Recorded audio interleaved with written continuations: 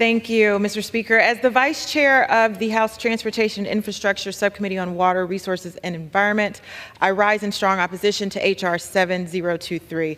This bill is a combination of attacks on the Clean Water Act that altogether will threaten access to the clean, safe water our communities rely upon. This bill would protect polluters, make it easier for dangerous pollutants like lead, mercury, and arsenic to enter our waterways. And the more pollutants that enter our source waters, the greater the cost it is to clean them up. And the greater the cost it is to clean up our water, the more expensive it is for our constituents. In my district, we have seen the rising costs of water, and plenty of communities are also struggling to afford their water bills.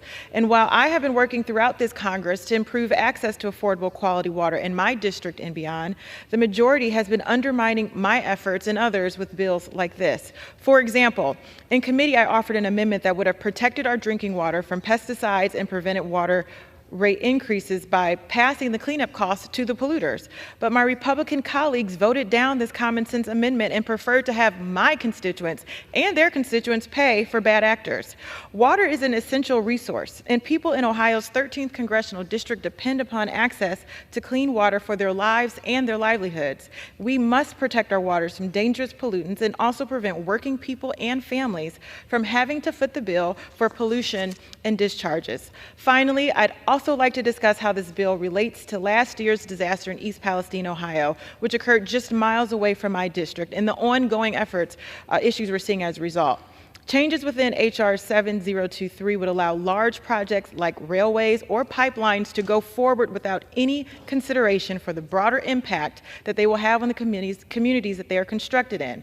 The bill limits what is considered an impact. So when used for a new rail line, the court will not be able to consider a rail spill, toxic materials that may be transported on the railroad, or other disastrous scenarios, just like we see in Ohio. These secondary impacts can be huge for the nearby environment and the communities. And with the East Palestine derailment, they certainly were. Worse yet, other parts of this bill will limit the ability to review, taking away the ability of a community to advocate for itself and be involved in the process of a major project in their own neighborhoods.